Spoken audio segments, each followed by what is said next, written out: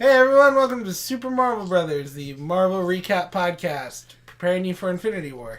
Which we are 2 weeks away from. Yeah, the next 2 weeks are going to be pretty intense. I can't wait. I'm Brendon, by the way. And I'm Connor. And we're getting you ready for the greatest event in the history of Western civilization. I mean, I'm talking greater than the invention of the internet. Uh-huh. I'm talking greater than the invention of the hamburger helper. Okay. I'm talking greater than... Debatable. Greater than the invention of fruit pies. Greater than the invention of the written word. Okay, that's fair. We're talking ready for Infinity War. Yeah. So this week, Connor, what do we do? Oh, we got a little strange. And which is weird because we're usually very strange. We are. In fact, we're like the fact that we sit in this lab constantly. It's disgusting. With these 70 servers. Yeah. But people still listen to this. I don't get it. Yeah, well, we did watch Doctor Strange 2016, directed by Scott Derrickson. Was that 2016 already? 2016. I remember this is one of my birthday movies. That I don't get anymore, Marvel. So I was I didn't watch this in theaters. You did not watch this in theaters. Interesting. I had no interest. I didn't really care for Doctor Strange as a superhero or anything, and I was just like, eh. And then I think I was sick one day and put it in to watch, and I was like, yeah, that wasn't bad.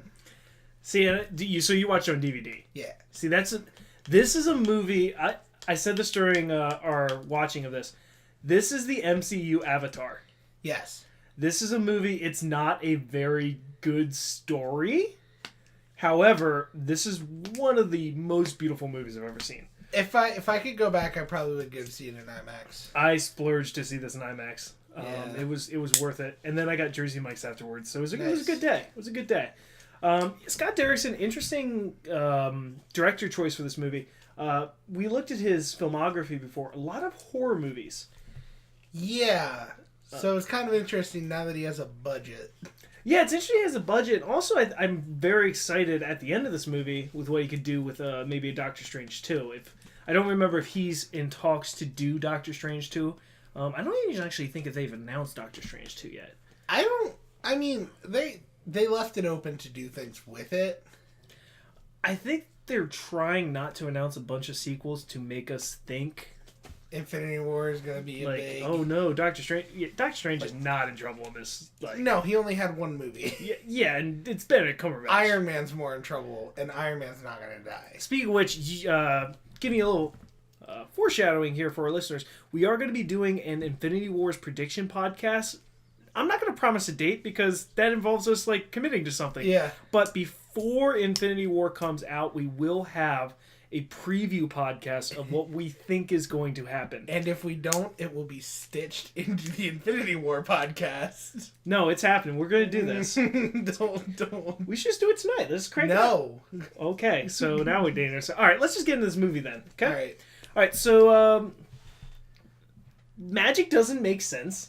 No, so this is the one Marvel movie that I think we don't have to explain. Like, we don't need the BS reason. Yeah, we don't have Pym particles or Odin magic. We don't need to blame anything on anything because the answer is literally magic. Yeah, so we actually start off in the sanctuary. Right. Where the old librarian... Yeah, the old guy gets essentially Sparky whipped into like what's drawn and quartered position. Drawn and quartered with Sparky whips. And then gets his head chopped off into a pot. Yeah, I don't know why he'd need to go into a pot. I mean, I feel like that's just courtesy. Oh, so now this Marvel villain has courtesy, and this Marvel villain... You know what I noticed? No blood. There is... It's a Disney movie. It is, but we've seen waterboarding in a Disney movie. Oh, but it's okay. No blood. I don't know. No nudity, no blood. You're good. You cut a dude's head off. There's gonna be some spatter. I mean, back in Iron Man 2, people hung themselves. That's true. Oh my god, that's true. Holy crap. Anyway, so I know I'm gonna butcher this name. Caecilius. Caecilius, Caecilius, did I get it right? Good. He goes into the library, he pulls out an ancient book and rips 2 pages out. Right. And that's about all we get for the introduction there. Not a ton of background there. We do get the ancient one, I guess, for a little bit. Yeah, the ancient one chases them down. And we do kind of see what this movie's going for. Yeah, and it's very Inception-y, if Inception cranked it up even more. Inception's got nothing on this. Yeah, like, there's, like, rippling buildings and, like, yeah. Just the effects are amazing. It is. It's super amazing. I would hate to see the render times on these effects. I've rendered movies and stuff and, like, editing them and uploading them. And I've had some that take like 2 hours, and I do it off a laptop, which is not optimal, but man, some of these effects had to take like Let's days. give a shout out to the visual artists and computer graphic artists in this movie. They are what make a lot of Marvel movies really enjoyable. Yeah, but I mean, and yeah, you're right. This one, they deserve a shout out because they did a fantastic job. Yeah. We cut then to Stephen Strange in the surgery. What do you call that? I guess. The operating room? Yeah, surgery. Yeah, I was gonna say surgery room. Surgery room. That didn't sound right, but operating room does. Yeah, he is setting up to be like Tony Stark pulls off charismatic jerk. He's just kind of a jerk. Yeah, he's doing the surgery. They're playing a music game. Chuck Mangione reference. So shout out to all those King of the Hill watchers out there. Little Chuck Mangione makes you feel so good. Feels so good. Yeah. But yeah, you do. He's not. You like the jerk that Tony Stark is. I do, because he's charming about it. There's nothing charming about Benedict Cumberbatch. No, he's just a jerk. In fact, I said during the rewatch, this is the most unlikable Marvel person I could think of. Not even just villain, just person. Yeah. Absolutely. I'd agree with that. We see this one scene where he's doing a surgery, comes out of it, they've misdiagnosed this person is dead. He uses his house magic, because I'm going to call him House MD right now. Not actual magic, by the way. We got to be careful with this. Oh my gosh, you're right. And not actual. He's just like a super good doctor. So he went to the school. Much like House MD. From House MD. So he uses his Hugh Laurie magic. No, you can't say magic. It wasn't. House was not the wrong word there. So he uses his house Hugh Laurie. There you go. To figure out this man's actually not dead, but something with a bullet.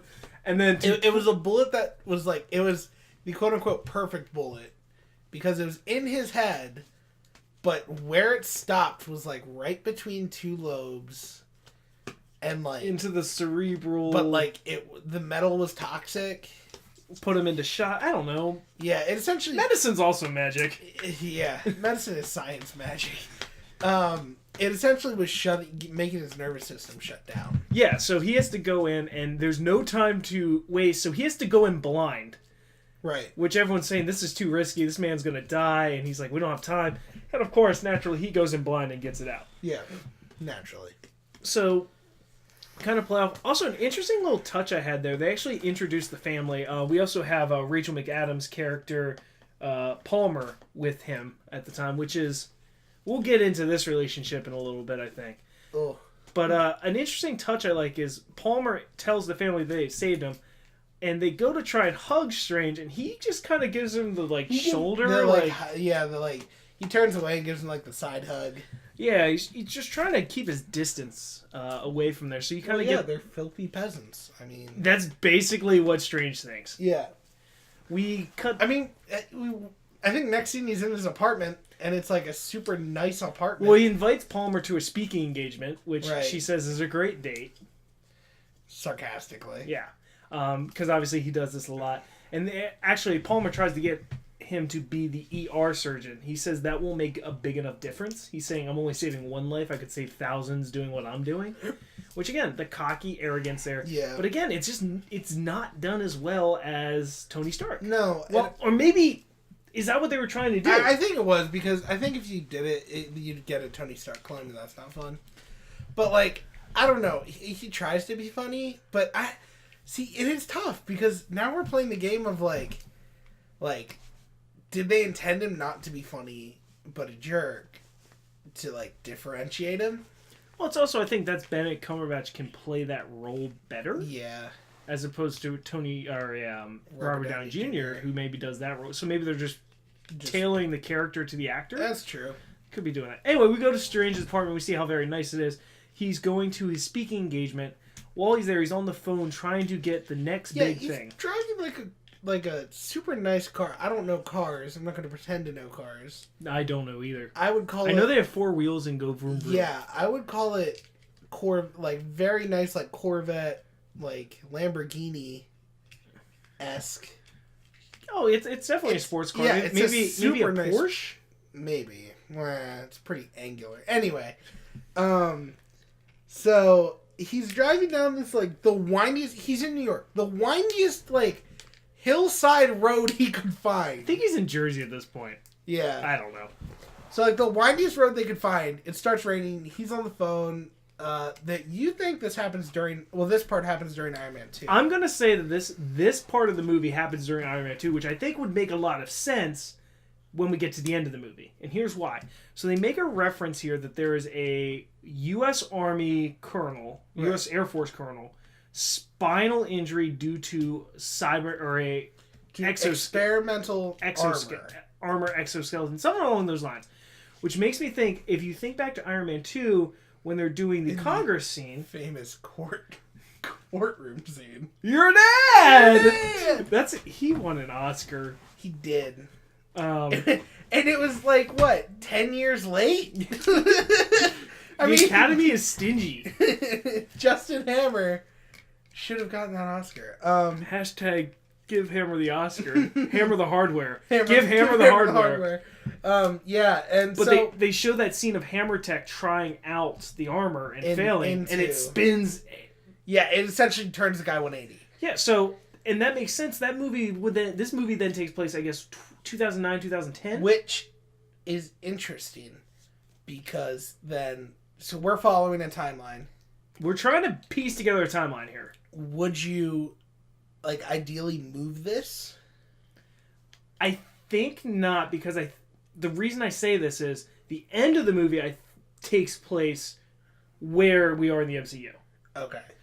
I think if you're trying... So, watch Iron Man 2. Start watching Doctor Strange. Pause it. So yeah, you're going to watch Iron Man 2 up to the Congress scene, put in Doctor Strange to the crash, then go back and watch the rest of the MCU in order. That'd be hilarious. But no, I mean, the argument you have to make, though, is spoilers. And we're going to talk Spider-Man next week, but let's talk a little bit now. The beginning of that takes place at the end of the Avengers. Then do you move Spider-Man to... No, I don't think that makes sense. Also, Spider-Man is in Iron Man 2, so I guess then you've got to watch that scene, then cut everything to go watch... I don't think... Anyway. It's canon. I don't like It's canon. I don't like it. Okay, we've gone on a tangent long enough. So while he's trying to find this perfect case that's going to get him a lot of notoriety... It starts raining. I think it was raining. Yeah, well, he tries to pass someone on the windiest mountainside road. It's not a pass lane either. No, absolutely not. And then he's looking at an x-ray at the same time. He's essentially Doctor Strange, greatest surgeon, worst driver. Oh, he's a terrible... But again, that's his arrogance coming through. So he totally bumps the guy, goes spinning off, flying off into the woods. The front of the car essentially, eats his hands. Yeah, his hands are on the wheel, and you can just see the metal encased thing. Yeah. Really well done crash scene, though, the effect-wise. Yeah, again, I'm going to be saying well done to a lot of effects in this movie. And the makeup was good, so... Yeah, he wakes up with, I think they said 11 stainless steel pins in his hands. Yeah, it's ridiculous.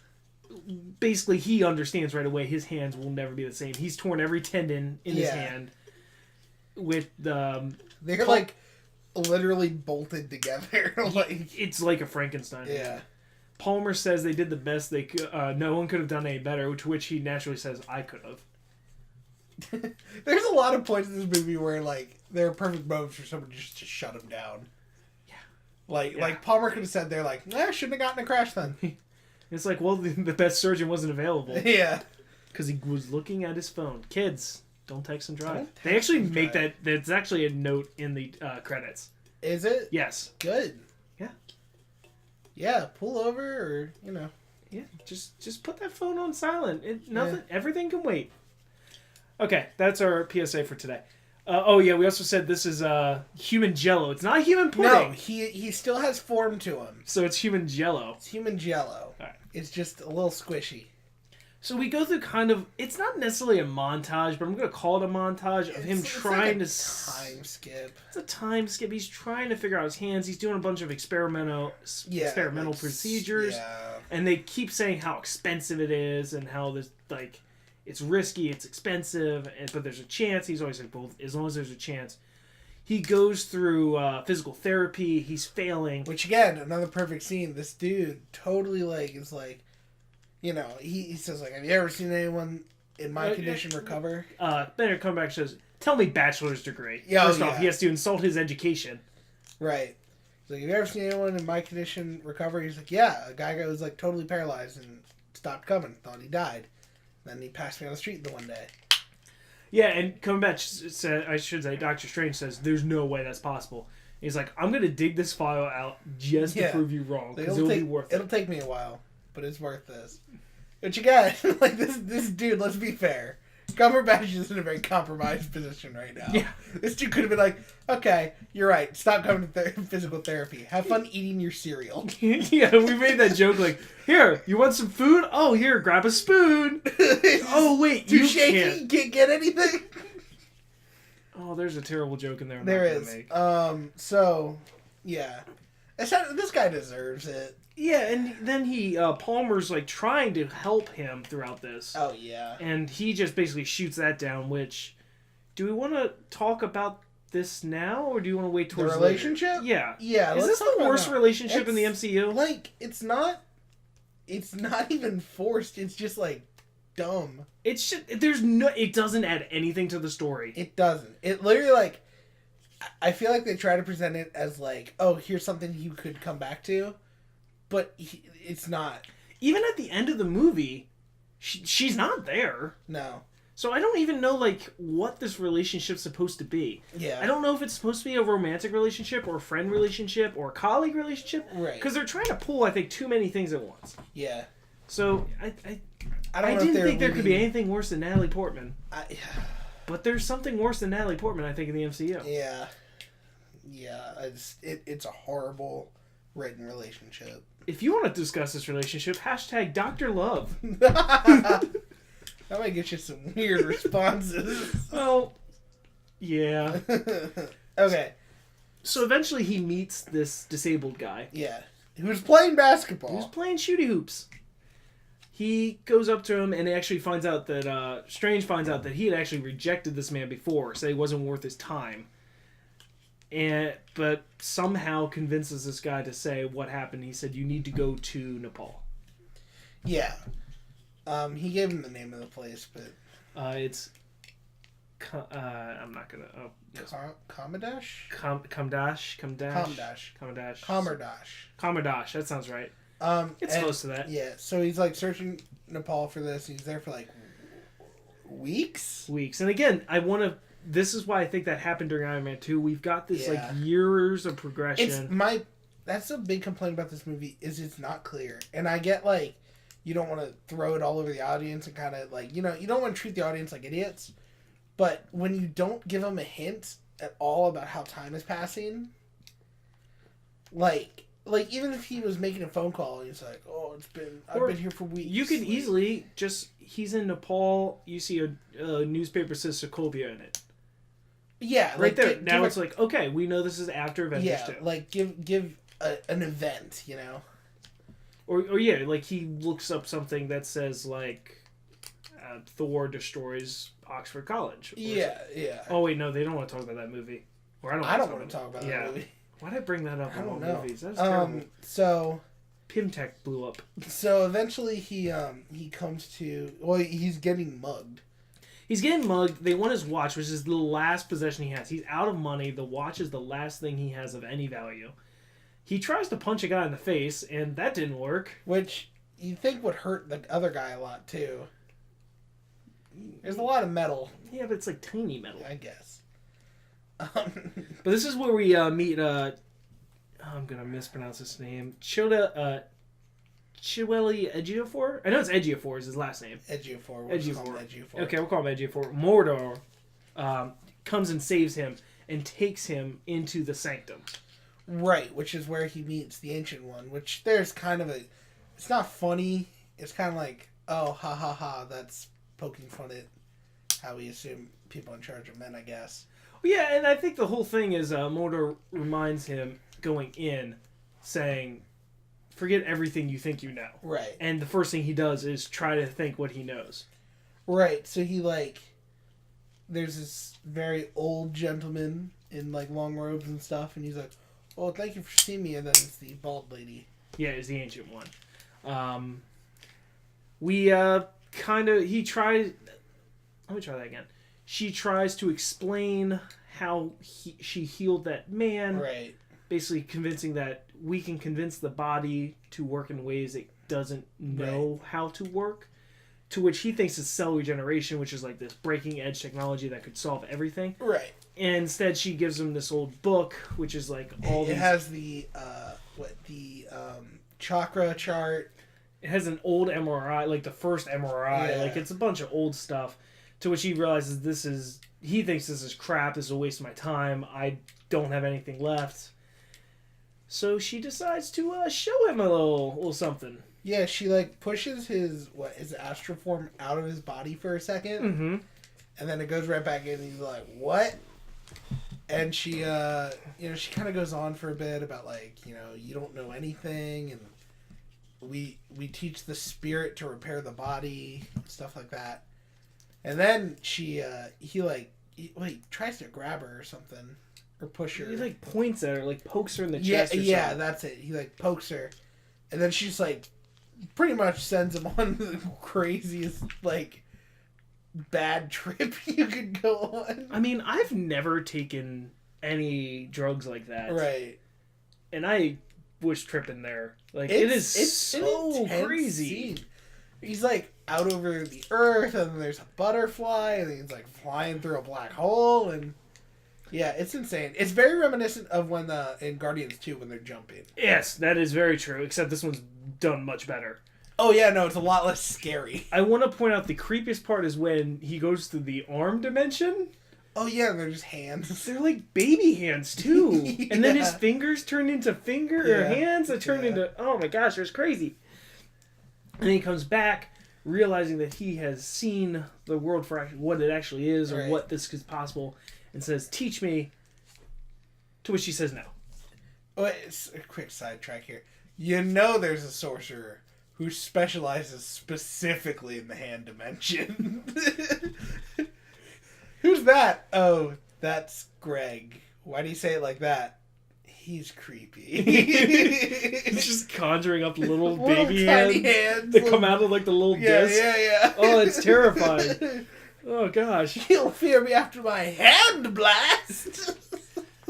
So, and then, I think we kind of said this during the movie. The first half of this movie is just kind of like, get me to where I need to go. I was on my phone for a long time. I was on some stuff, too. The one memorable point I do want to point out, I think the Wi-Fi password joke is pretty That well is done. probably one of the funniest jokes in the movie. It's a pretty good joke in this movie. It says, like, Shamala or something. Yeah, Shamahala or something like that. And he's like, oh, what is this? This is my mantra? And then the guy's like, no, it's the Wi-Fi password. I guess we should point out, after waiting a couple days out there, they let Oh, yeah, him he was like pounding on the door for, like, days. Yeah. So now he begins his training, and he's not very good at this. Right, and he's blaming his hands, and then they show him that the old man from the beginning, they thought was the Ancient One, like, is missing a hand. Yeah, he has no hand, and He's he's still conjuring doing it. everything up. Yeah. So they say it's all about letting go of control, understanding you can't control everything like you think you can. Yeah, like, essentially using the, like... she says, like, if you try to swim against the river, it won't work. So you just gotta surrender to the current and use it for you. And he's like, I gotta control it by surrendering. That doesn't make sense. And she's like, yeah, it doesn't. It doesn't have to. Magic. Yeah. Pin particles. So, naturally, because he's frustrated, she does the only, rational reaction. Takes him to Mount Everest and leaves him there. With a sling ring. With a sling ring, which they can use to open portals, but... and she's like, the human body can last 30 minutes before any major damage is done up here. He's like, oh, yeah, really? And she's like, yeah. You'll probably last 2 before you go into shock, and then just leaves. Yeah, it's kind of like throwing a 3-year-old into a pool and being like, okay, swim now. As someone who is a victim of that, at a much younger age than 3... But you can swim now. I can swim, but that's So not the point. Yeah, they're literally... The Ancient One and the other guy is just standing there, waiting, and he's like, maybe I should go check. He's like, no. So you brought this up. Would the Ancient One have saved him had he failed? Yeah, that's the question. Like, would the Ancient One have been like... He's like, it's been 10 minutes, and she's like, yeah, it might happen. Because I've made the point, like, what's it matter to her? This That's is like true. an arrogant jerk who's been That's banging true. on her door. Like, what's it matter? Literally no loss to her. Literally no loss to her. I'm knocking stuff over in our lab. Yeah, and again, we go through this training montage. We meet Wong. Wong's a good Wong's addition. pretty good. I forget. I didn't hear. Might have been eating or something. I didn't hear or see him the Beyonce joke. But like the part where he's listening to Beyonce is really funny. Yeah. Also, fun story about this. The actor's name is Benedict Wong, and his character's name is Wong. I always just think that's interesting. They used his like name. Well, it's like the Fresh Prince thing. When they were writing Fresh Prince, Will Smith, they were asked like, okay, so what do you want your character's name to be? And I think Will Smith's mentality was like, well, if this gets big, it's what I'm going to be known as, so I think I'll go with Will. And then, I didn't know that. And then the Alfonso guy was Carlton, so that's rough. We go through a training montage. Obviously, Strange is picking things up very quickly. Yeah. He's learning at a very fast rate. There's like the scene where Wong is listening to Beyonce. He's just making portals to put his hand through to grab books. Yeah, and when she kind of gets a little chewed out saying you can't make portals in the library like that. So that's when we learn about the mirror dimension. Right. Which is just a really cool effect. It's separate from the real dimension. You can do whatever you want in there. And it doesn't affect the real world. Right. Excuse me. So the only thing I can think of is they essentially, I mean, this movie is made to confirm the multiverse. So essentially, the mirror dimension is like the dimension right next to our dimension. I guess is the best way to think of it. Yeah, so it's like in our dimension, but you can't affect our dimension through it. It's there's a lot of higher level thinking and For abstract being a movie thought about here. magic, it's kind of interesting to think about like space-time stuff. Yeah, and we're gonna talk about that at the end of this, which is a really good talk. He finds the eye, which is an Infinity Stone. Right. I mean, I think that was pretty obvious considering how brightly colored it was. Yeah, it's bright green. Yeah. He pulls out one of the books, which is supposedly forbidden, only supposed to be used by Sorcerer Supremes. Mm-hmm. He reads it, he kind of understands the spell, he looks at the eye, and he's able to actually crack it on the first try. Yeah, he does it with this apple he's eating, and he essentially like rewinds it to where there's no bites out of it, fast forwards it to where it's like all eaten, and then goes even farther to where it starts rotting. Which you brought up the point. He's only as powerful as far as he can turn his hand. Yeah. He moves his hand like a dial, so like once he hits that like turn radius limit, that's it. It's That's like, all the time he can change. I can't wait till that comes up in Infinity War. It's like, you can rewind time, right? He's like, well, I can go back like 15 minutes max. We find out, he kind of finds out a little bit more about what's happening. We lose the London Sanctum, gets destroyed. Right. So the thing is, there are 3 sanctums. One on so there's Hong Kong, London, and New York. Yep. Which I don't know if that's evenly spaced, but I think they made a point. Did they? I forget. If, this is either headcanon or they say in the movie where these are like the centers of the world at some point in history. It was that, or like they were places of power, I think is how it's put. Which makes them centers of power. Right. Yeah, I don't know. Magic is drawn to people, I guess. Pin Whatever. particles. No. Odin magic. They're closer. So like, essentially these 3 sanctums create a magical shield that stops extra dimensional beings from affecting the Earth. dark realm. The dark dimension. Dark dimension. I thought Dark world? I almost said dark world, Dark and that's World? what like I kept thinking like is this really what they're trying to The go sanctums were under maintenance when Dark World happened. for? Oh, now I get it. Actually, if it's the convergence, it would kind of make sense. It does. That you can't really stop it if they're all converging. If they're converging, and then maybe like that magic's just weaker at that time.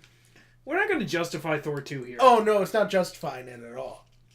No, I'm just trying to explain why the magic shield that stops extra-dimensional stuff happening, which, well, I guess Thor's not extra-dimensional. It's just space. Yeah, I guess the dark dimension is the multiverse. Yeah. And the convergence was this verse. Yeah.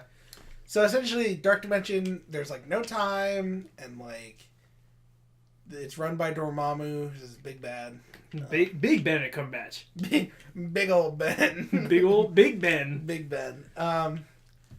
Yeah, and we kind of learned about like what happened to, I almost said Kalthazar, which is a World of Warcraft thing, I think. Which I've never played that game, but I played Hearthstone. Cassius? Is that Cassius. Cassius, that's it. Cassius is trying to destroy the Sanctum so that he can bring about the Dark Dimension. Casselius. Not Cassius. Casselius. Cassius Clay.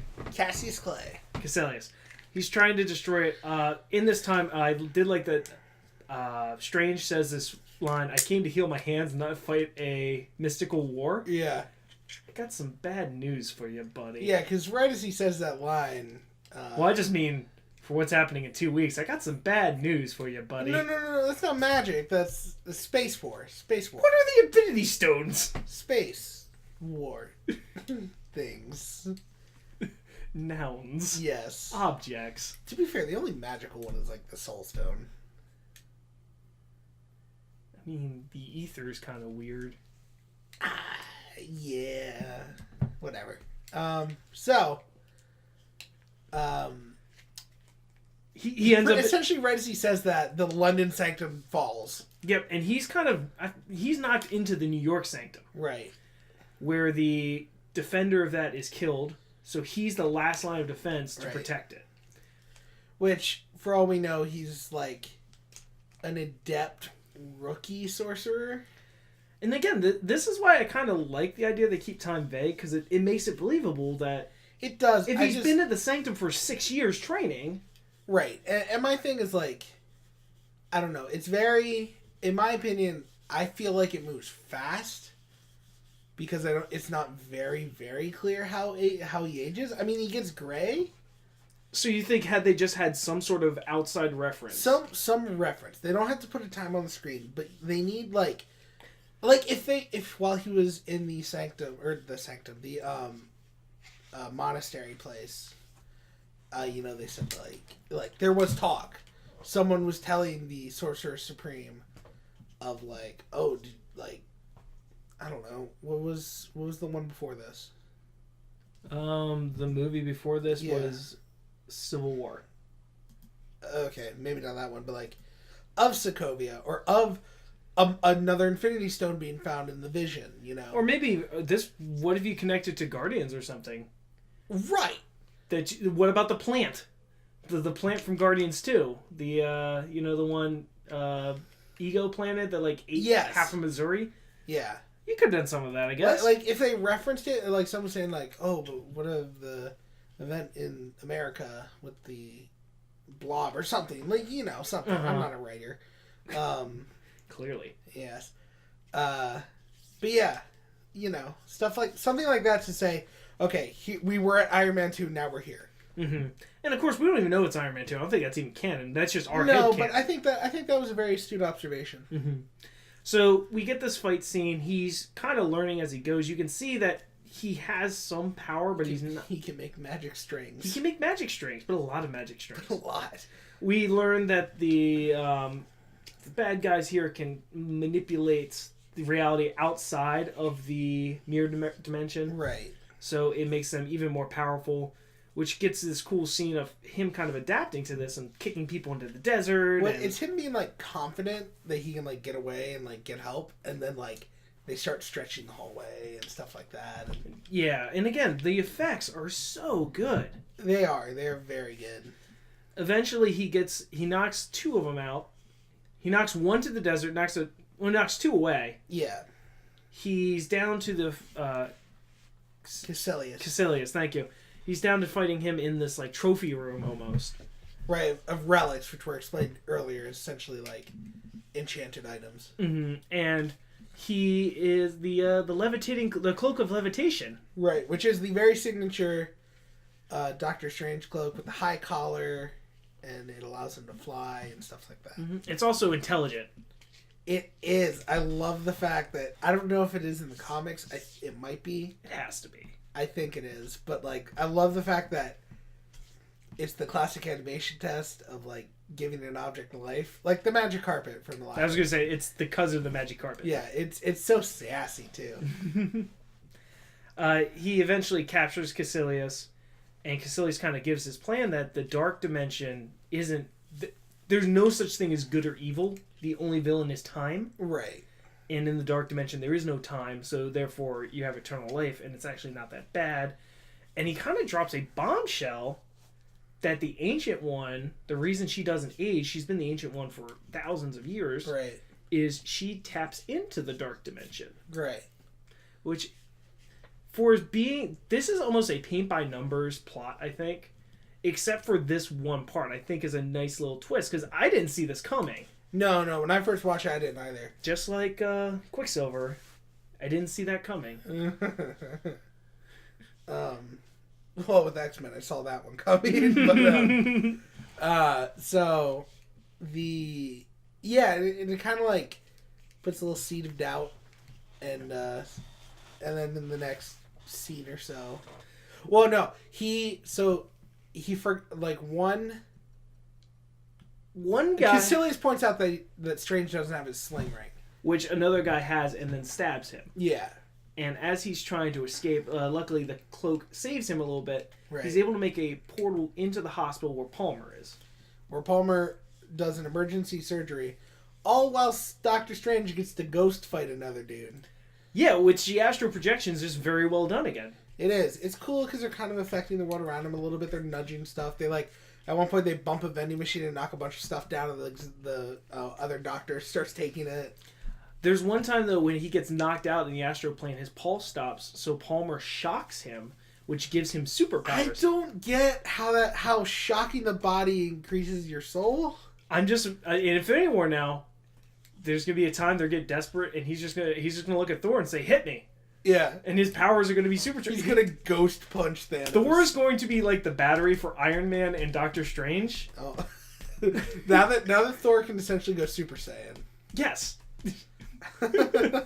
Oh my gosh, I'm just imagining all this now, like him just going, It's gonna be crazy. So good. He gets healed up. He kind of explains a little bit of what's going on. Right. Palmer doesn't believe him, so he takes her to the closet with the sling ring. Portal still open. Right. Caecilius has escaped. Yeah. The Ancient One and Modo are there. He kind of... they're about to destroy the Sanctum. I'm sorry. They're about to destroy the Sanctum with them there. And he, Benedict Cumberbatch, thinking he's the smartest guy in the room, throws everyone into the mirror dimension. Yeah, where we learned that because of their connection with the dark dimension, they are now stronger in the mirror dimension. Yeah, Mordo even says, this was not a smart plan, this was suicide. Yeah. So they're essentially running, and they're trying to portal out to get them stuck. And this is probably the best work in the movie. Yeah, it's insane. There's, like, streets being bent into cubes, and they're running around them. There's, like, stairwells, like, expanding and stretching across, like, city skylines. There's a point where you see the island of New York City, and, like, in the sky there are other New York cities. It's like 3 different versions of New York. Yeah, it's super insane. We should also talk about that this is the Lee cameo. They kind of are trying to run. They get turned sideways, slam into a bus, to which Stan Lee on the bus, reading something, we didn't catch what he was reading, says, "Now that's funny." He's like, "That's hilarious." That's it. That's hilarious. Which, my best family... we had a good streak. It had to end sometime. It did. They spent all their budget on the effects. They couldn't write a good cameo. Yeah, the writers were like, we don't know what to do with Stanley. It's like, it's okay. It's happening in this scene. Why couldn't you make him a good... Like, why couldn't you make him a sorcerer? That would have been hilarious. Or make him, like he, like, knocks over... Like, Strange knocks over Stan Lee in there, and he's like, "Oh, geez, you're a great fella?" Yeah. And then he, like, forms, like, 4 different ways. Right. And you just see that, and he's just like, what? Yeah, that would have been a good one, too. I just like the idea that there's this super old dude training to be a sorcerer too. Yeah, he's like, I think I got it. Excelsior! No, he gets the portal before Strange, and he's like, I can't do it with my hands. Bull crap. Stan Lee, come out here. Oh, man. Eventually, the Ancient One does come into the mirror dimension to kind of save them. Right. We get this cool fight. I like that her shields are fans. She's been playing with fans the entire time, so she uses fans, which are cool. But eventually, oh my god, Caecilius. I don't know why I'm struggling with that tonight. Stabs through one of his henchmen to the Ancient One. Right, which is like the ultimate bad guy move. It's also in this time that we see she has the mark of the Dark Dimension. Right. So everything said is true, which throws Mordo through a loop. He has no idea how to react to this. It's basically I guess he's a lawful good if you're in your D&D. Yeah, he's like, he sees it as like we're doing the good thing, and then by having the leader of the good thing doing a bad thing, he's like, no, I've been doing the wrong thing the whole time. Which, yeah, I guess when you look at his backstory, it makes sense. I don't know his backstory. Well, he just talks about all the like horror and damage he's seen in his life. Well, he came to get powers to get revenge, is all they really say about him. Yeah, and he's kind of learned instead to control it, but now he's kind of going back down that path. Right, because she's a hypocrite, you know, so why should he follow those lessons? They try to save her, and we get this really good scene where she is astral projected with Strange, and they're looking at this one like thunderbolt in the sky. This is probably like the best scene. This is so well done. Like, essentially, time is at a crawl.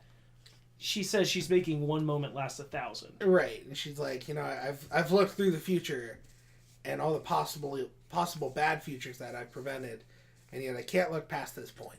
Yeah, this is the point, and then she kind of realized, like, we go to some deep philosophy here.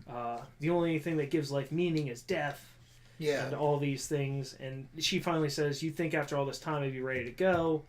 And then she's gone. Yeah. So it's kind of an interesting, and it's like sort of the unofficial passing of the mantle. The fact that Strange was there with her and everything. Of the Sorcerer Supreme. So Strange goes back to the Sanctum. Or not the Sanctum, I keep saying the Sanctum. The like, what's the place called again? Kamaj, Kamardash? Yeah. Nepal. Goes back to Nepal, where, to the portal room, essentially, and meets Modal there. And he grabs the eye, and they realize they've got to stop it. Right. When they get to Hong Kong, and we should say Wong has already tried to set up a defense in Hong Kong, but when they get there, they realize it's too late, the Dark Dimension's here, they think there's nothing they can do to stop it. To which Strange says, there's one thing. So he activates the eye and starts reversing time to the point that the Sanctum will be repaired and they can set up a defense against Caecilius. Yeah, and there's some cool scenes. Like, one of his henchmen gets, like, the water sweeps her up and she ends up in, like, a fish... Yeah. Fish, like, aquarium. Like tank, yeah. He gets, like, built into a wall at one point. Yeah, they're fighting them while time's reversing. Which there's some weird ripple effects going on there, but and so Caecilius gets trapped in a wall, a henchman gets stuck in a tank, like another one. There's Mordo's fighting one of them as a building's being built, right? Because it had collapsed before, so they're like, it's again very good effects. The idea, it's such a creative movie. It is. Visually, it's very creative, and I really appreciate that. And they're like, the Sanctum's just about to be repaired when it stops. Yeah, he gets knocked down, it stops. Time's kind of frozen at this point. Right. And there's kind of this idea that the timeless dimension's here, there's nothing you can do to stop it. To which Strange somehow has this crazy idea... Well, it's brought up in the movie how, like, to really be successful, Strange is needed... Strange is creative. Strange thinks. But he's not strong. He's the closest thing we have to Rational Man with a shotgun. Right. Rational Man with an Infinity Stone. Strange thinks, but he's not necessarily strong. Where it's kind of the opposite for Mordu, whatever his name is. Yeah, Mordu. He's focused straight on power. He wants strength, and that he knows what he knows. They even say the Ancient One before she passes away says he needs your flexibility like you need his strength. Right. So so he's like, okay, fine, I'll go deal with it. So he flies off. Strange flies off into the dark dimension. Right. Where comes a very fun scene. So right before we're gonna put this in the best way it made sense to us. He activates the Infinity Stone and does a quick save. Yeah, it's like in Fallout or Skyrim. You just hit that. You're gonna go against what are those big lizards in Fallout? Oh, death claws. There's a death claw around the corner, so you hit the quick save because you're probably gonna die. Yeah. So that's basically what he does. He activates this spell. Dormammu, I've come to bargain. Yeah. So the best way I can think of it is so he activates the spell. That's like, okay, here's the start of the loop. When the spell setup, because spells are talked about essentially to be like programs earlier in the movie. So the spell setup, here's the start of the loop when he activates it. When the loop ends, immediately restart the loop. So as he's fighting Dormammu, who's killing him constantly with Dormammu's a cosmic being. Yeah, I mean, Thanos tier? He might be a celestial. He might. That's a good point. So that would put him. Is that ego tier? That's ego tier. He like could, peak ego. It's ego tier. He could probably wield an Infinity Stone, I would think. Yeah. So Dormammu constantly is killing him, and Strange is like slowly explaining his plan.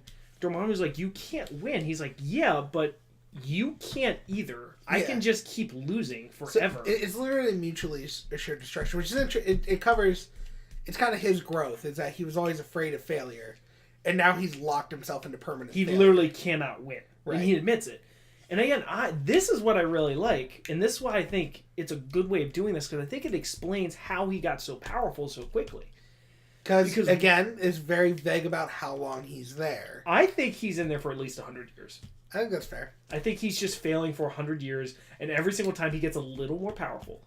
Well, he learns. Or he learns a little more. Like, he tries some stuff. He tries shielding again, and it gets a little better. And again, I have no way of confirming that. That's just straight up headcanon. But I don't think he was in there for like 20 minutes. Right. I think he was in there a long time, because I think Dormammu would try... Dormammu's a being who's used to a timeless dimension, doesn't really care. Yeah, so it means nothing to him. And while he's doing that, Earth's time's frozen, so he can't get to Earth until he beats... Right. And with Earth being frozen, no one's dying. He's literally not losing. By losing, he's not losing. This is super nerdy, but you know what I just thought of? Huh. You ever see that episode of Yu-Gi-Oh! Where he's fighting Slifer the Sky Dragon? And he just makes him keep drawing cards until he runs out of the deck. Right, yeah, because Slifer's ability involved drawing cards. That's essentially... No, it's like someone else... That's essentially what just happened here. Right. He just found like a loophole to win. Yeah, no, because the guy who had Slifer's ability was like, you get to draw cards so many turns. And the issue was, one of the winning rules to Yu-Gi-Oh! Was, you lose if you can't draw any more cards, you can't hold on the cards in your hand. Yeah, it was a convoluted plan that really only made sense in a Japanese TV show. Right. That was a super nerdy thing. Our listeners were loving that. Loving it. But yeah, the one thing I do like about this is you have a superhero win not from strength, but from outthinking their opponent. And technically, he doesn't win. He doesn't. He literally does what he says to do about 10 million times. He's here to bargain. Mm-hmm. He knows he can't win, but he can bargain. And so he says, like, look, you want to get out of this time loop? Take your friends, leave Earth, never come back. And that's exactly what happens. Which is kind of weird, because I think Dormammu is kind of a big villain for Strange. I mean, he could always come back. Introduce Doom. Introduce Dr. Doom in Doctor Strange. Because I think they butt heads a bit. I think that's going to be happening sooner rather than later. Also, forgot to mention, this was about 20 minutes ago, Wand of Watum was mentioned, and that's one thing I know from the comics. That's a big thing, I think. Hey, there you go. So we have one comic reference here.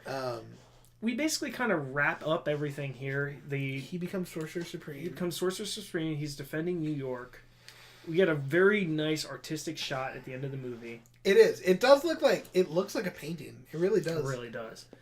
And that's kind of it. This movie does kind of end fairly quickly once you kind of get to the final boss there. Before we get to the rating, I think we talked about sequels earlier. I think they could bring the Mordu guy back. Oh, I think he will be back. There's actually...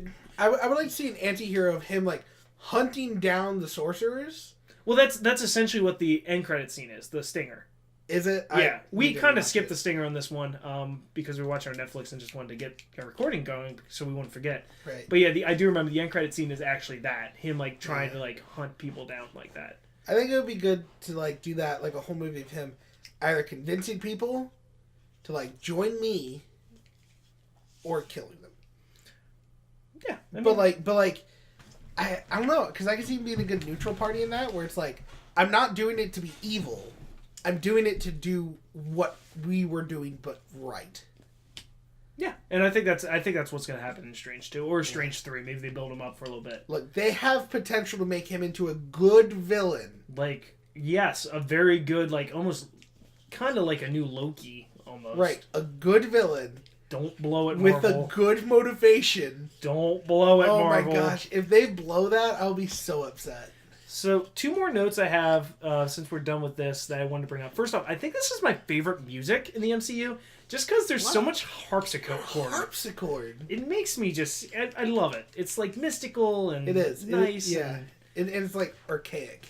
You know, yeah. It's ancient. Yeah, it's very nice. Second thing, so, there's more than one sorcerer. There's one Sorcerer Supreme, but there's more than one sorcerer. Exactly. Which makes me wonder, are we going to... It would be awesome with that Wakanda scene in Infinity War if Strange is like... I know Strange isn't there, but if at some point Strange is like, you guys, we need... Well, I feel like because... Tony's in New York? Tony's in New York with the Hulk. Hey, man, they need an army.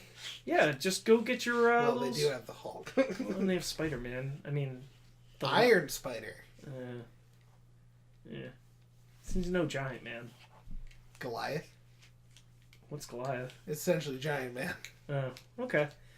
But yeah, I just thought it'd be interesting to see how if they could incorporate that into Infinity War, which would be interesting. Like if you have all hands on deck, you have a bunch of these no-name sorcerers, and be like, you signed up for this. I mean, it would be pretty crazy in contrast to like Wakanda that uses science, and then be like, oh, what's this? And then it's like, we got magic. It's like, magic does exist. He's like, watch me. Oh man, that would be funny. So, yeah, that's Doctor Strange. Blow Shuri's mind. Nice quick episode here. Oh yeah?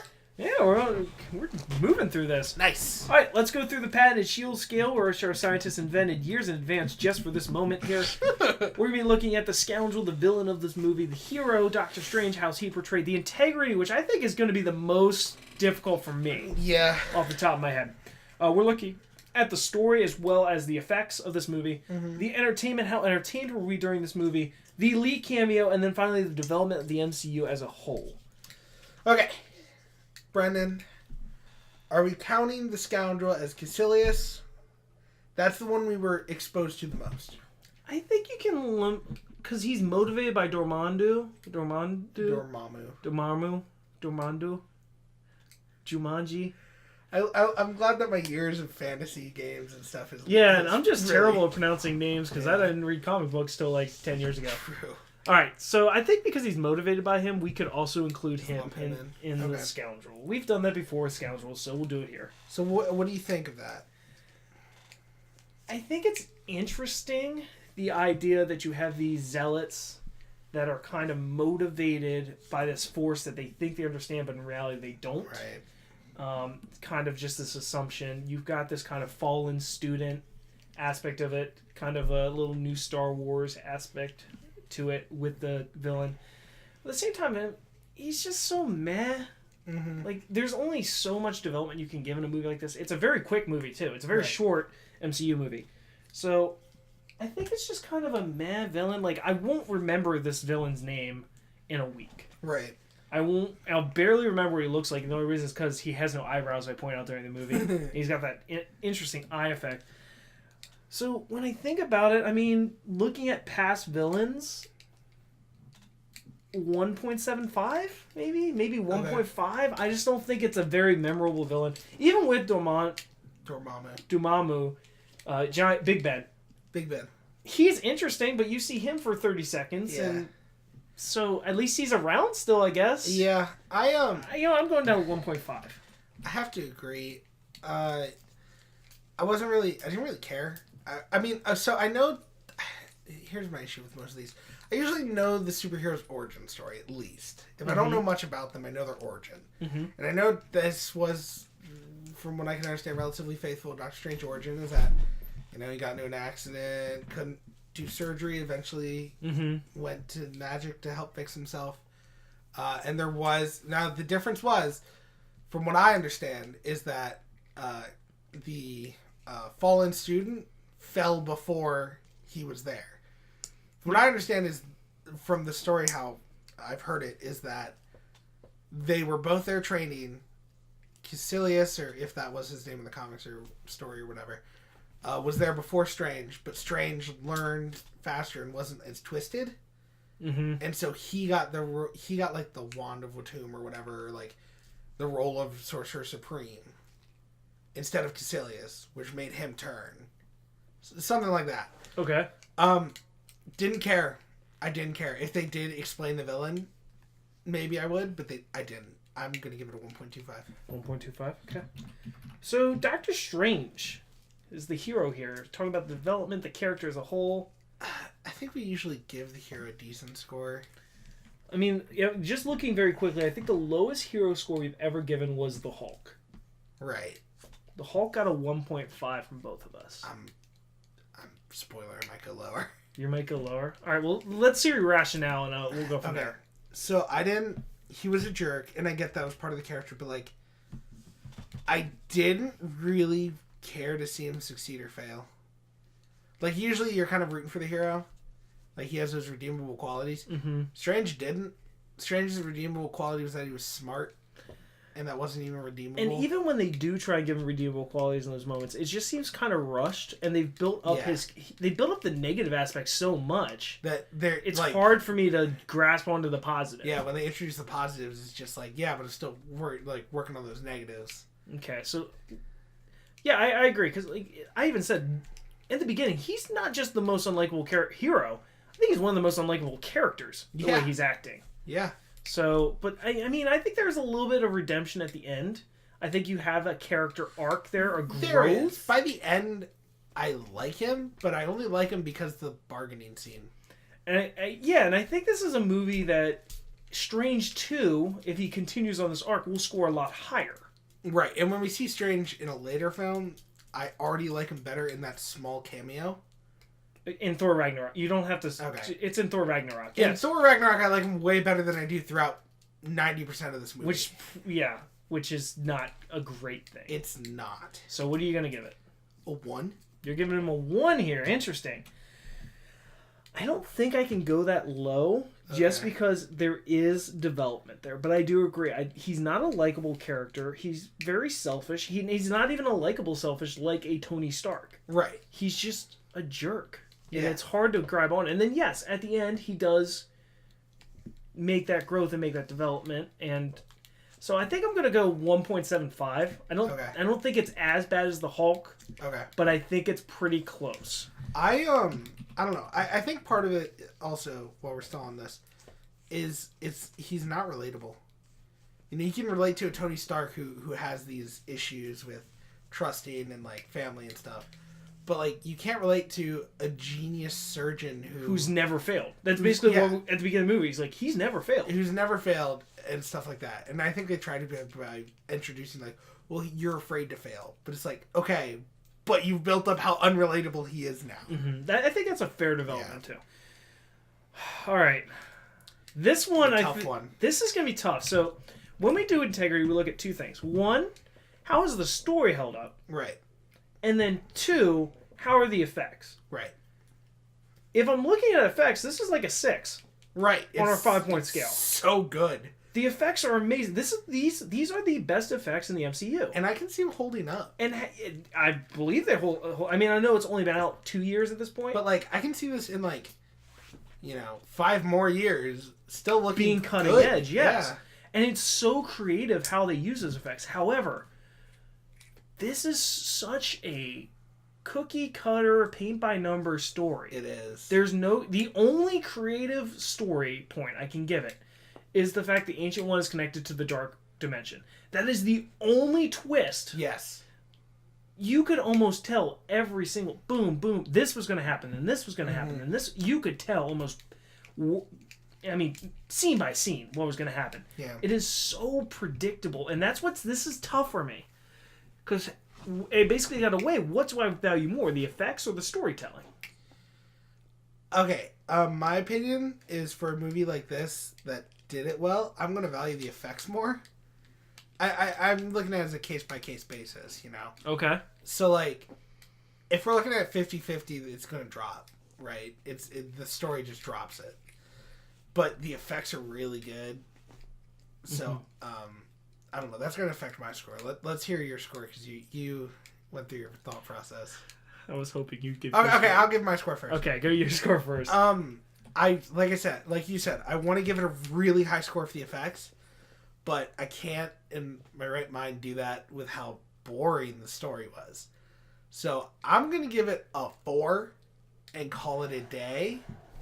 Because, like, I would give it a 5 if they decided to make a story. And I don't even say it has to be an amazing story. Just, like...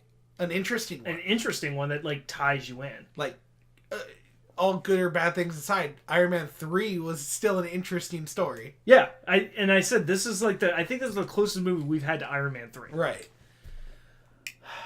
I just think the whole point of a movie is to tell you a story in a 1.5 to 3 hour segment, depending on the movie. It's such a big range, but okay.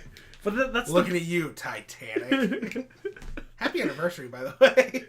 Wait, what? I think it's Titanic's anniversary today. The movie or the boat? Yes. Okay, probably the boat.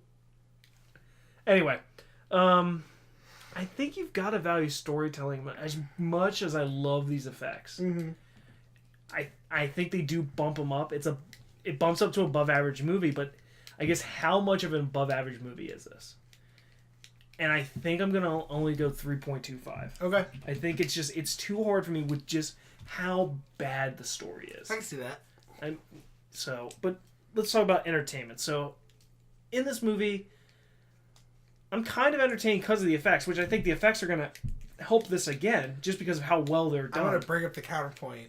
We were both on our phones or looking at something else for, like, the first 30 minutes. The first 30 minutes are terrible in this movie. This is a bad 30 minutes. So boring. It is a very boring movie, but once we got him... By the time you get to Kammerdesh or whatever... Yeah, once he's in Nepal... Yeah. The movie picks up and is entertaining, but so probably the first 40 minutes, actually. He's just getting there. And again, I think it goes back to how unlikable he is as a character. You don't really Right. care about this hardship he's going through. So, entertainment... Again, my kind of rule of thumb on this, if this was on TV, how likely am I to watch it this week? Depends what time it started. Yeah, it depends exactly. What time am I catching it? Is it at the beginning? Then probably not. If it's like 3:00 on a Sunday and it started at 3:30, I might tune in. Or wait, what? If it started at 2:30, yeah. So I think 2.5. It's run of the mill average. Yeah. I think half the movie's good, half the movie's not. Yeah, I'll share that with you. I think that's exactly what it is. It's. I'm not exaggerating, by the way. Like, we ate our dinner and we're sitting here on our phones or something, listening to the movie. We weren't because we knew what was happening and there wasn't a lot of development. Yeah. I do want to point out this will be. It's not the low. It's the lowest. It's the lowest entertainment score since Thor 2. Oh, which not good for Doctor Strange. Our loyal listeners is not a good sign. Although some of their other scores are a lot higher than Thor 2. So we should make a shirt. That's a shirt. It just says, "Hey, at least I'm not Thor 2." It's actually not a bad one. I'm still waiting for your dad's shirt. I don't know, man. It's the Falcon. It's the Falcon. Actually, I just want that as my little tag. I just want that on my tag on Twitch. It's the Falcon. All right, the lead cameo. Oh God, dude, I don't even want to discuss it. He was on a bus laughing at a book. We've already given our better lead cameos. All right, so let's go through. Is Can it? we rate one of our Lee cameos instead? You have given a 0 on Lee cameos before. I have. So, is it worse? Wait, what movie was Guardians of the Galaxy, the first one. Oh, God, that was... I gave the Larry King one. I stopped. I was said David. I gave the Larry King one a better score than that. You gave that a 0.25. So let's start. Is this better than the Larry King? Hindsight, I think I only gave that because Larry King is essentially a living skeleton, and that's funny to put Stanley in those shoes. But, man, maybe it would have been funnier if I saw what book he was reading. Maybe, but it was like the Anarchist Cookbook. That would have been kind of funny. But at the same time, if you're relying on that, is it? It's not a good cameo. Or maybe it's a good cameo if you think like old school Simpsons, but... Dude, 0.25. You're going 0.25? I think it's better than Iron Man just because of the way it's... I'll go 0.5. Alright. Just, that puts it in line. Do I have another 0.5? That was the biggest disappointment of this movie because we were on a stretch of really good cameos. Yeah, and also... this is another one. We didn't remember what the cameo was, which is never really a good sign for the lead cameo. That's how you know that's how you know what realm you're grading it in, is if like, oh crap, what's the lead cameo in this again? Yeah, that's not good. Yeah. Alright, very quickly, development. I'm going to rattle off what I can remember, okay? Magic is introduced into the... Kind of. I mean, we get that stinger scene in Guardians, but I'm going to say it's introduced. Magic is introduced. Magic is introduced. Which is a big part of comic books, like the Avengers in general, like rounding out of their roster, having a magic person. Everyone needs well, okay, so there's Scarlet Witch, but it's not really magic. Yeah, we don't really know what she does yet. Yeah. All right, so we have magic introduced. Yes. We have Doctor Strange introduced. We have the Time Stone brought in. That's gonna add a lot. We have multiple dimensions brought in.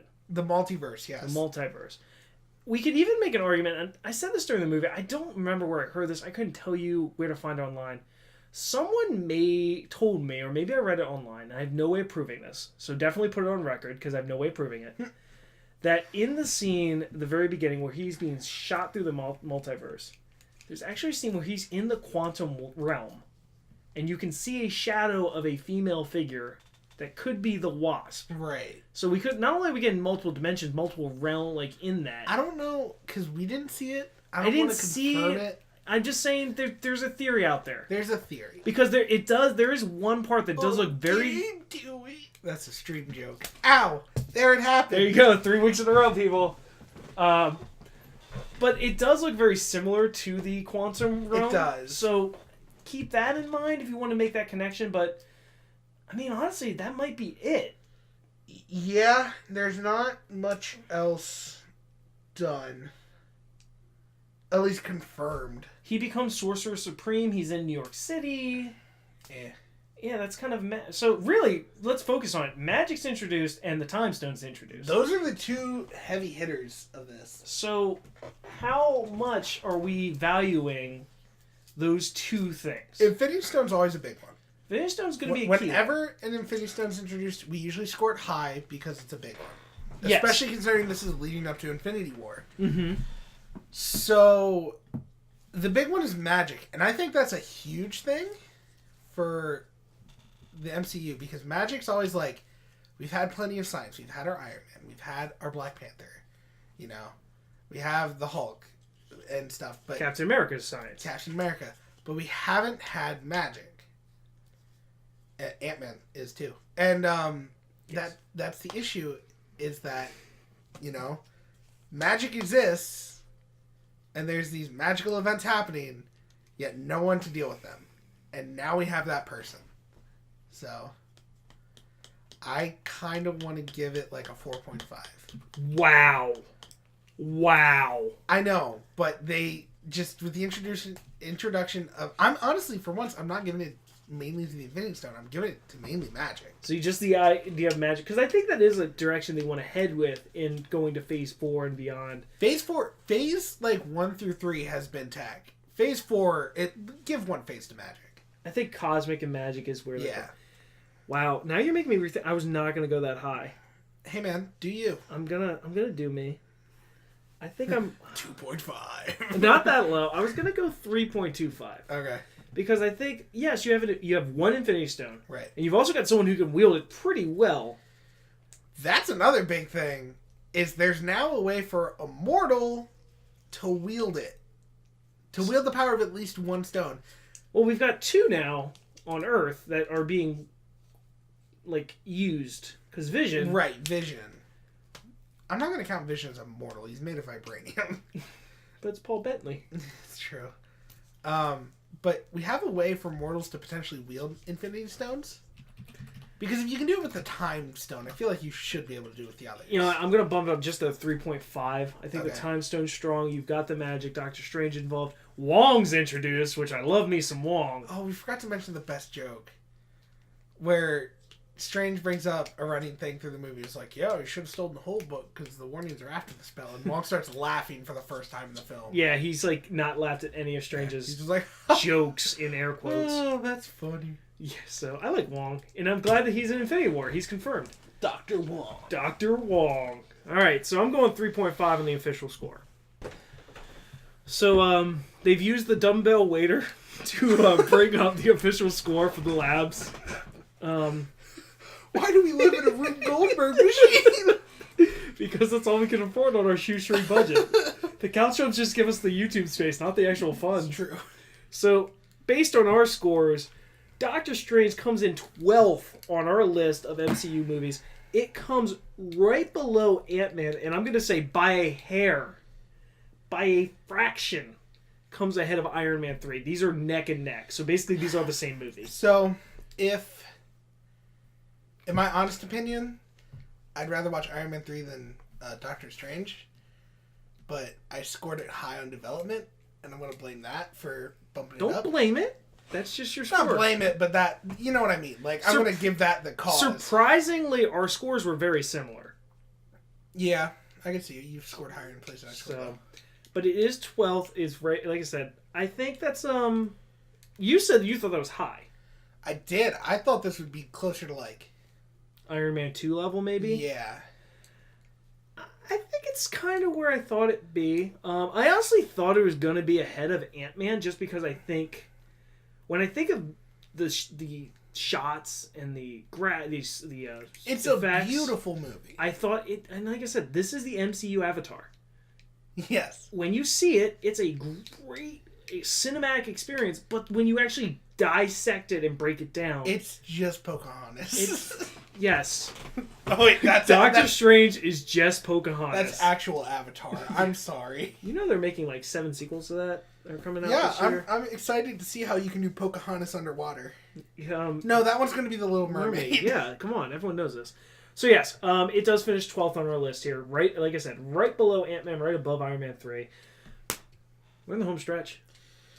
Brendon, we are, at this point, 2 weeks away. We started this in January. We started this back in January. We were 5 months away, 4 months away. Math is hard. Math is hard. That's why you like the magic, because that science just confuses you too much. Science too hard for me, brain.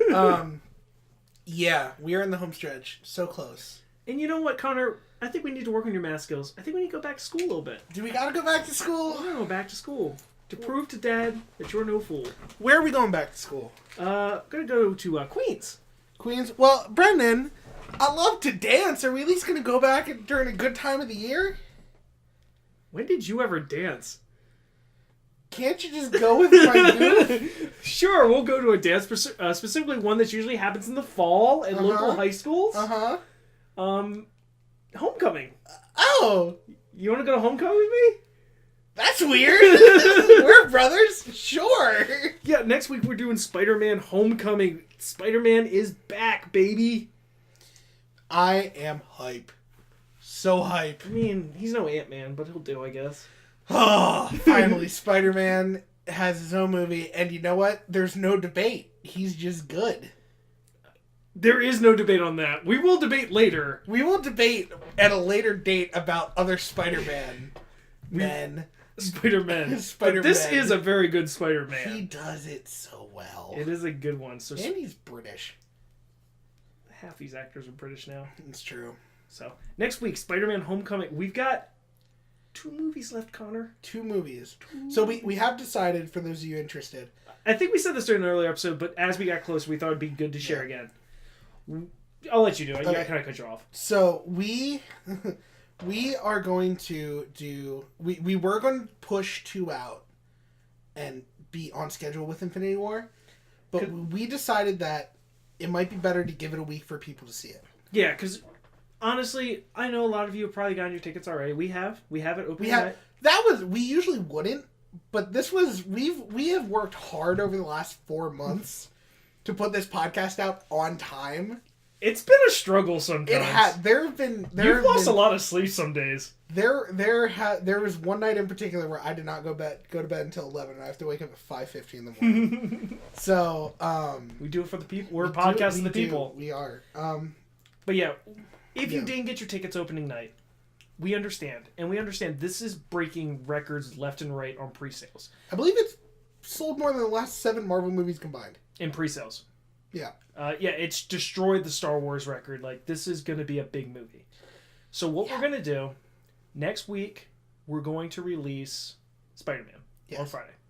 The next Friday, which would be the first real day wide release of Infinity War, we will release Thor Ragnarok. Yes. So get ready for that. We'll give you a little preview here. Also, within the next 2 weeks, you will get our preview podcast. What we expect from Infinity War. What we expect, who's going to live, who's going to die. If you're a bird, it's not looking good for you. Sharp, punctuated expletive. Audible throughout the entire theater. If that happens. If it happens. But yeah, we will get to your preview one too. So next week, Spider-Man. The following week, when Infinity War comes out, Thor Ragnarok. The Friday after, so 1 week after Infinity War has come out, we will give you the official ranking and review of Marvel's The Avengers Infinity War. Right. And then we cease to exist forever. Not true. Not true. We will discuss that perhaps in a post episode. We'll discuss that in the post episode, our plans going forward with the podcast. But yeah, that's kind of our layout now as we get you ready. 2 movies left in the rewatch. It is exciting. This is very exciting. So, we also got some other big news about the podcast. Can we share that now before I beg for the YouTube channel? About possible merch? Not possible merch, real merch. Yeah, we, so, if you don't know, hey, let's just get this out of the way. Hey, Kanai, why don't you come in here real quick? Yeah, if you don't know, we have merch, and my good friend Kanai, who is now pocket-sized due to pin particles. He's coming out the Dumbo waiter right now, too.